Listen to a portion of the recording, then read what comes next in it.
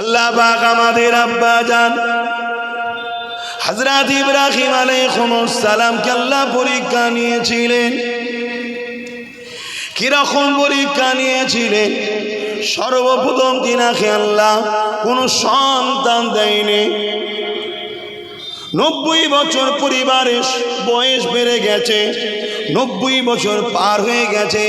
ইব্রাহিম আলাইহিস সালামের তখনও একটাও সন্তান হয়নি। আল্লাহ পাকের কাছে রোনাজারি করে দোয়া চায়। আল্লাহ পাক 90 বছর পার হয়ে যাওয়ার পর একটা সন্তান দিলেন, যিনার নাম হলো ইসমাইল আলাইহিস সালাম। জান্নাতের সঙ্গে নবীদের সম্পর্ক, আকাশের চাঁদের থেকেও আল্লাহ পাক সুন্দর একটা বাচ্চা দিলে।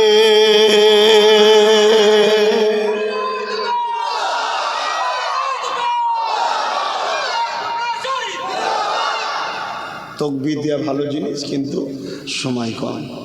তকবীর দেওয়া ভালো জিনিস। আল্লাহর নাম ডাকছে, একটু চেপে চেপে আসেন না। ও যারা রাস্তায় আছে ভাই, এটা একটা পরীক্ষা, এটাও একটা পরীক্ষা। যেখানে এত দূর এলেন আর একটু এসে বসতে পারছেন না, বাদিকটা এসে বসুন না। হ্যাঁ, আপনি সেই তো দাঁড়িয়ে দাঁড়িয়ে আমার কথাটা শুনছেন। মানবেন না মানবেন সম্পূর্ণ আপনাদের ইখতিয়ার। আমি কাউকে জোর করবো না, আর আমি ভয়ও দেখাবো না। কথা বুঝে আসছে? আমি ভয় দেখাবো না। আমি আল্লাহ ও রসুলের কথা সামনে রেখে যেটা দ্বীন ইসলাম বলেছে সেটা আপনাদের বলবো। তাই মানা না মানা সম্পূর্ণ আপনাদের ইখতিয়ার। কিন্তু এতটুকু জানি, যদি মানে আমার মুখ কথা তো আল্লাহ ও রসুলের, কামিয়াবি আপনাদের হবে। আমার কি আছে বাপ, আমার কোনো অসুবিধে নাই। কেন? দুনিয়ার কোনো পাওয়ারের কাছে কখনো হাত পাতিনি, দুনিয়ার কোনো পাওয়ারকে কখনো ভয়ও করিনি। আলহামদুলিল্লাহ, আমার জন্যে হাসবুনাল্লাহ ওয়া নি'মাল ওয়াকিল, নি'মাল মাওলা ওয়া নি'মান নাসির। আল্লাহ যথেষ্ট, আল্লাহর উপরই ভরসা করে আছে। এনেছেন আপনাদের পীর ভাই হিসাবে, মুরব্বীদের কাছে বাবাজি সন্তানের মতো, মায়ের কাছে সন্তানের মতো, বোনের কাছে ভাইয়ের মতো। এই হিন্দুস্তানকে নিয়ে আমার রসুলুল্লাহর কি ভবিষ্যৎ বানিয়েছে আমি সব জানি, পড়িছি আলহামদুলিল্লাহ। সেই দিকে যাচ্ছে। এই যাওয়াতে আপনাকে আমি সৎ পরামর্শ দেবো, আপনি নিতে হয় নেন। কমসে কম 50 জন মরার জায়গায় যদি 5 জন মরে 45 জন বাঁচে, সে চেষ্টাও দেখাবো। আর যদি মনে হয় লোবো না, আমার কিছু করার নেই। কিছু করার আছে?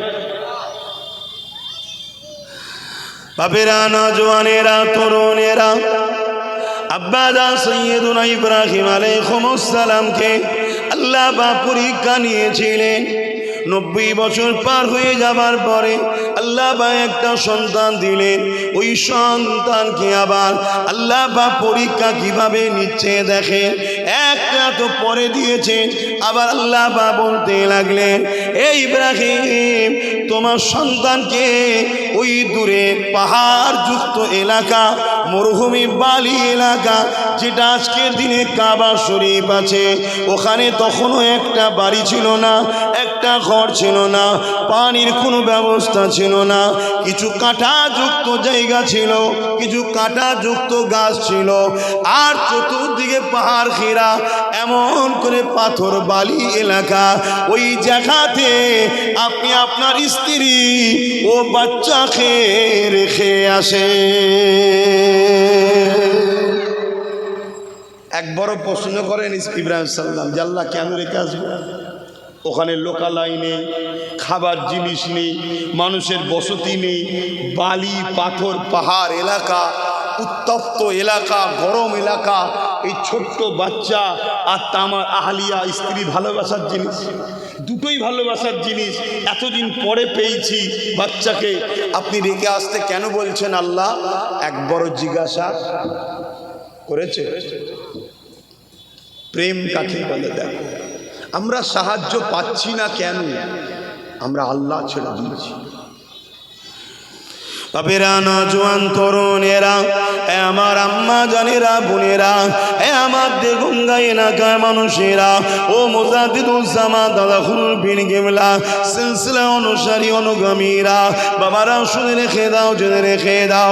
আব্বা জান ইব্রাহিম আলাইহিস সালাম নিজের স্ত্রীকে হুকুম করে দিলে, রেডি হয়ে যাও, সন্তানকে নিয়ে বেরোতে হবে। কোথায় যাবেন প্রাণের স্বামী? আম্মাও জিজ্ঞাসা করলেন না, রেডি হয়ে গেলেন। ইব্রাহিম আলাইহিস সালাম উটের পিঠে উঠে বললেন, সন্তান ও স্ত্রীকে নিয়ে এমন করে উট চালিয়ে চালিয়ে চালিয়ে চালিয়ে, এ যুবকেরা, তুরকেরা, ইরাকের ব্যাবিলন, ওখান থেকে যে গিয়ে হুজুর আমার হাজির হয়ে গেলে ওই মক্কা শরীফে, যে ওই জায়গাতে যেখানে কাবা রয়েছে, ওই জায়গাতে গিয়ে তখন আল্লাহ পাকের ঘরটা ওখানে ছিল না। ওই জায়গায় নিয়ে গিয়ে ইব্রাহিম আলাইহিস সালাম প্রাণের স্ত্রীকে নামতে বললে, সন্তানকে নিয়ে নামলেন, নিজে নামলেন। নামার পরে বলতে লাগলেন, আমার প্রাণের স্ত্রী, এই জায়গায় আপনি থাকবেন সন্তানকে নিয়ে, আমাকে ইজাজত দেন, আমি চলে যাব। স্ত্রী বলতে লেগেছে, আমার প্রাণের স্বামী, এখানে কোনো লোকালয় নয়, এখানে কোনো ঘর বাড়ি নাই, এখানে কোনো গাছপালাও নাই, এখানে পাথর আর বালি, পানিরও কোনো ব্যবস্থা নাই, খাবার সামান্য কিছু রয়েছে। আমার প্রাণের স্বামী, আপনি এই জায়গায় আমাকে রেখে দিয়ে চলে যাচ্ছে, আমি শুধু একটা কথা আপনার কাছে জানতে চাইব, আপনি যে আমাকে রেখে দিচ্ছেন, এই রেখে দেওয়ার কারণটা কি? আপনার কোনো হুকুম, ইচ্ছা, না আল্লাহ পাকের হুকুম রয়েছে?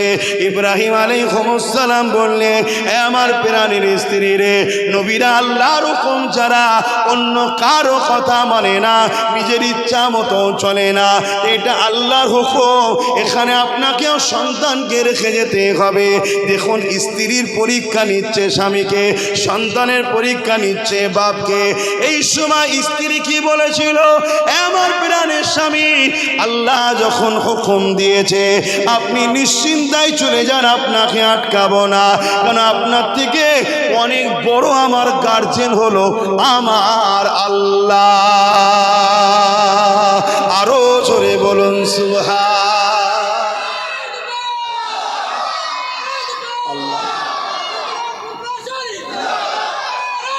আল্লাহ, আমরা কি আল্লাহকে অভিভাবক মনে করি, গার্জেন মনে করি? আমাদের প্রভু, আমাদের রব, আমাদের আল্লাহ আমাদের জন্য যথেষ্ট মনে করি? আজকে যদি আপনি স্ত্রীকে বলেন যে কিছুদিন বাপের বাড়ি যে থেকে আসো, শুনবে? যদি সন্তানকে স্ত্রীর থেকে দুদিন আলাদা করতে চান, শুনবে? বলুন না, আপনি করতে পারবেন আপনার থেকে সন্তানকে দুদিন আলাদা? একটা বছর কেটে গেল, অপেক্ষায় বসে আছে, স্ত্রীকে রেখেতে চলে এসেছে, কি খাচ্ছে, কি হচ্ছে,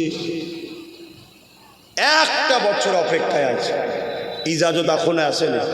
এক বছর পর আল্লাহ আওয়াজ দিলেন, ইব্রাহিম যাও। উঠে করে যাবে, কাছে যাবে না, দূর থেকে দেখে চলে আসবে, বেশি সময় নয়। পরীক্ষা দেখছেন? আমাদের তো আল্লাহ সে পরীক্ষা নেয়।